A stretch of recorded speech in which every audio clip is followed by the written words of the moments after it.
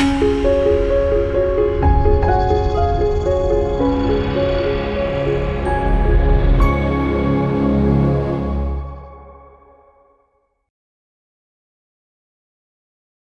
మాత్రం. నేను మీ journalist Navata. Welcome to our voice.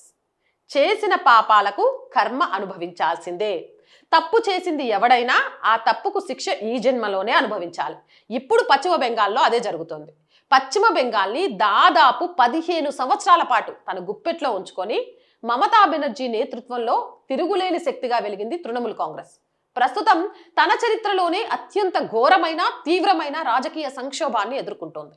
1998లో party ఆవిర్భవించినప్పటి నుంచి టీఎంసీ ఎన్నో రాజకీయ యుద్ధాలను, పార్టీ ఫిరాయింపులను, ఎన్నికల సవాళ్లను సమర్థవంతంగా ఎదుర్కొని నిలబడింది. కానీ ప్రస్తుత పరిస్థితులు మునుపెన్నడూ లేనంత భిన్నంగా, ప్రమాదకరంగా కనిపిస్తున్నాయి. 2026 పశ్చిమ బెంగాల్ అసెంబ్లీ ఎన్నికల్లో ఎదురైన ఘోర పరాజయం తర్వాత పార్టీ అంతర్గతంగా పార్లమెంటు స్థాయి నుంచి అసెంబ్లీ వరకు, చివరకు క్షేత్రస్థాయి సంస్థాగత నిర్మాణం వరకు అన్ని విభాగాల్లోనూ తీవ్ర తిరుగుబాటును ఎదుర్కొంటుంది. ఎన్నికల ఫలితాల తర్వాత కేవలం అసంతృప్తిగా మొదలైన ఈ వ్యవహారం ఇప్పుడు పార్టీలో ఒక పూర్తి స్థాయి అంతర్గత విప్లవంగా రూపాంతరం చెందింది. తిరుగుబాటు ఎంపీలు బహిరంగంగానే పార్టీ అధిష్టానంపై, మమతా బెనర్జీ నాయకత్వంపై సవాల్ విసురుతున్నారు.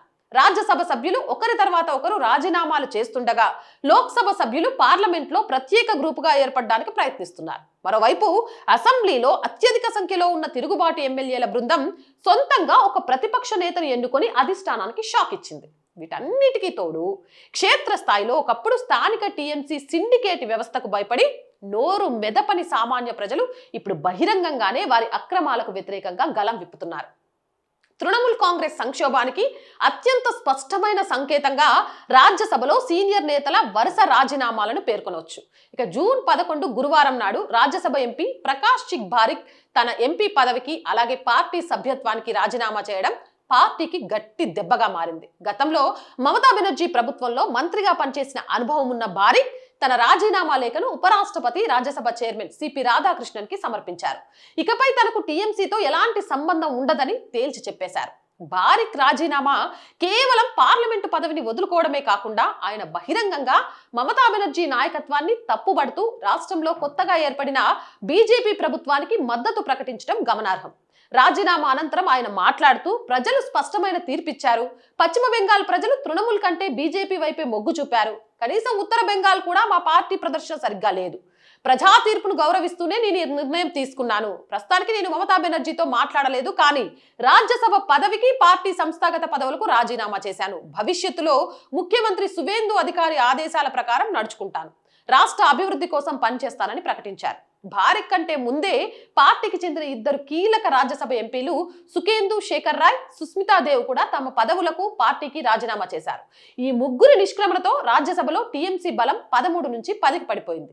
రాబోయే రోజుల్లో మరికొంతమంది ఎంపీలు కూడా ఇదే బాటలో పయనించే అవకాశం ఉందని, ఈ సంఖ్య మరింత తగ్గొచ్చునని రాజకీయ విశ్లేషకులు అంచనా వేస్తున్నారు. ఈ పరిణామాలు జాతీయ స్థాయిలో పార్టీ బలాన్ని తగ్గించడమే కాక మమతా బెనర్జీ నాయకత్వంపై సీనియర్లలో నమ్మకం సడలించే సంకేతాలను ఇస్తున్నాయి. రాజ్యసభలో రాజీనామాల పర్వం కొనసాగుతుంటే లోక్సభలో జరుగుతున్న పరిణామాలు మరింత నాటకీయంగా మారాయి. తృణమూల్ కాంగ్రెస్ కి చెందిన ఒక పెద్ద తిరుగుబాటు ఎంపీల బృందం మమతా బెనర్జీ నాయకత్వాన్ని సవాల్ విసురుతూ పార్లమెంట్లో తామే అసలైన తృణమూల్ కాంగ్రెస్ అని క్లెయిమ్ చేసుకునేందుకు సిద్ధమైంది. గతంలో పార్టీ పదవుల నుంచి తప్పుకున్న సీనియర్ ఎంపీ కకోలి ఘోష్ దస్తిదార్ ఈ తిరుగుబాటు వర్గానికి నాయకత్వం వహిస్తున్నారు. ఈమె నేతృత్వంలోని అసమ్మతి వర్గంలో దాదాపు 19 మంది లోక్సభ ఎంపీలు ఉన్నట్లు సమాచారం. లోక్సభ స్పీకర్ ఓం బిర్లాను కలిసి తమను ప్రత్యేక పార్లమెంటరీ గ్రూప్ గా గుర్తించాలని కోరడానికి ఈ బృందం సన్నాహాలు చేస్తోంది. అయితే మమతా బెనర్జీ క్యాంప్ ఈ వాదనలను పూర్తిగా తిరస్కరిస్తోంది. Fire brand MP Mahua Moitra social media వేదికగా తిరుగుబాటుదారులపై విమర్శలు గుప్పించారు. ద్రోహం చేసిన టీఎంసీ ఎంపీలకు చట్టంపై కనీస అవగాహన లేదని, 2003 నాటి 91వ రాజ్యాంగ సవరణ ద్వారా పార్టీలో కేవలం చీలిక లేదా ప్రత్యేక గ్రూపు ఏర్పాటు చేసుకునే నిబంధనను తొలగించారన్నారు. ఇక్కడ ఎంపీల సంఖ్యతో పని లేదని, ఒరిజినల్ పొలిటికల్ పార్టీలో 3/2 భాగం వేరే పార్టీలో విలీనమైతేనే అది చెల్లుతుందని చెప్పుకొచ్చారు. కాబట్టి ఈ 19 మంది ద్రోహులు తమ పదవులకు రాజీనామా చేసి బీజేపీ టికెట్ పై మళ్లీ పోటీ చేయాల్సిందే అని ఆమె స్పష్టం చేశారు. చట్టపరమైన చిక్కులు ఎలా ఉన్నప్పటికీ ఈ స్థాయి తిరుగుబాటు టీఎంసీ పార్లమెంటరీ విభాగంలో ఉన్న తీవ్ర అసంతృప్తిని స్పష్టం చేస్తోంది. పార్లమెంట్లో ఎదురవుతున్న ఇబ్బందులు ఒకెత్తైతే పశ్చిమ బెంగాల్ అసెంబ్లీలో సొంత ఎమ్మెల్యేలు చేసిన తిరుగుబాటు మమతా బెనర్జీని మరింత ఒంటరిని చేసింది. అసెంబ్లీ ఎన్నికల్లో మమతా బెనర్జీ స్వయంగా భవానీపూర్ స్థానం నుంచి ఓడిపోవడంతో పార్టీ విపక్షంలో కూర్చోవాల్సి వచ్చింది. దీంతో అసెంబ్లీలో ప్రతిపక్ష నేత పదవి అత్యంత కీలకంగా మారింది. పార్టీ అధిష్టానం ఈ పదవి కోసం సీనియర్ నేత శోభన్ దేవ్ చటోపాధ్యాయను ఎంపిక చేసింది. అయితే ఈ నిర్ణయాన్ని మెజారిటీ టీఎంసీ ఎమ్మెల్యేలు వ్యతిరేకించారు. పార్టీ నుంచి బహిష్కరణకు గురైన ఎమ్మెల్యే రితబ్రత బెనర్జీ వెనుక దాదాపు 60 మంది ఎమ్మెల్యేలు జతకట్టారు.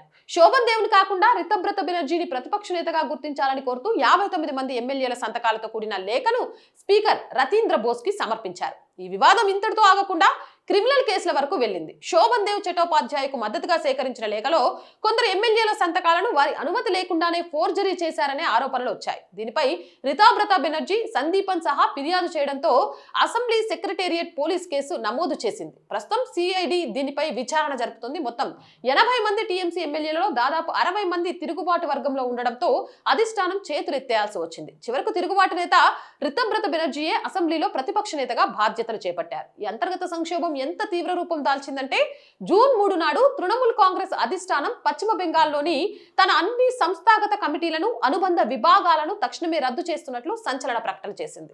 పార్టీని క్షేత్రస్థాయి నుంచి పునర్వ్యవస్థీకరించేందుకు ఆత్మ పరిశీలన చేసుకునేందుకు ఈ నిర్ణయం తీసుకున్నట్లు పార్టీ చెబుతోంది. ఈ పరిణామాలన్నీ విశ్లేషిస్తే తృణమూల్ కాంగ్రెస్ ఉనికికే ముప్పు వాటిల్లుతుందా అనే అనుమానాలు వ్యక్తమవుతున్నాయి. పార్లమెంట్లో ఎంపీల తిరుగుబాటు, అసెంబ్లీలో ఎమ్మెల్యేల అవధులు లేని అసమ్మతి, అగ్రనాయకుల మధ్య ఆధిపత్య పోరు, వీటన్నిటికీ మించి క్షేత్రస్థాయిలో సిండికేట్ వ్యవస్థపై ప్రజల్లో వ్యక్తమవుతున్న తీవ్ర వ్యతిరేకత, ఇవన్నీ ఒకేసారి జరగడం మమతా బెనర్జీని కోలుకోలేని దెబ్బతీశాయి. పశ్చిమ బెంగాల్ రాజకీయాల్లో ఒకప్పుడు ఎదురులేని శక్తిగా వెలిగిన నాయకులు ఇప్పుడు చేష్టలుడికి చూస్తున్నారు. తన 28 ఏళ్ల రాజకీయ ప్రస్థానంలో ఎన్నో ఎత్తుపల్లాలను చూసిన మమతా బెనర్జీ ఈసారి తన సొంత ఇల్లాంటి పార్టీని, ప్రజాదరణను తిరిగి కాపాడుకోగలరా లేదా అనేది $1 మిలియన్ ప్రశ్నే. అయితే ప్రస్తుతానికైతే తృణమూల్ కాంగ్రెస్ కేవలం రాజకీయ సంక్షోభాన్ని మాత్రమే కాదు, ఒక వ్యవస్థాగత పతనాన్ని ఎదుర్కొంటోందన్నది పచ్చి నిజం. అవునంటారా కాదంటారా? మీ అభిప్రాయం కామెంట్ చేయండి. జై హింద్, జై భారత్. అండ్ మోర్ వీడియోస్ కోసం ఆర్ గ్రూప్ ఆఫ్ ఛానల్స్ ని వెంటనే సబ్స్క్రైబ్ చేసుకోండి. R voice, R political, R Samskruthi 3 మన ఛానల్స్ అండి. So please subscribe our channels. Content బాగుంది అనిపిస్తే లైక్ చేయండి, షేర్ చేయండి, మీ అభిప్రాయాన్ని కామెంట్ చేయండి. అలాగే ఆర్థికంగా ఆర్ వాయిస్ కి చేయూతనందించండి. మీరు చేసే ఆర్థిక సహాయం ఆర్ వాయిస్ కి చాలా చాలా అవసరం. ఆర్థికంగా సపోర్ట్ చేస్తారు అని ఆశిస్తున్నాం. సపోర్ట్ చేయాలంటే సబ్స్క్రిప్షన్ పక్కనే జాయిన్ అనే బటన్ ఉంది. 1 to 5 లెవెల్స్ ఉన్నాయి. ఏదో ఒక లెవెల్లో సపోర్ట్ చేయండి, లేదా స్క్రీన్ మీద గూగుల్ పే, ఫోన్ పేతో పాటు అకౌంట్ డీటెయిల్స్ ఉన్నాయి. మీకు తోచిన సహాయాన్ని అందించండి. వ్యాపార ప్రకటనల కోసం 8328500576 నెంబర్ని సంప్రదించండి. జై హింద్, జై భారత్.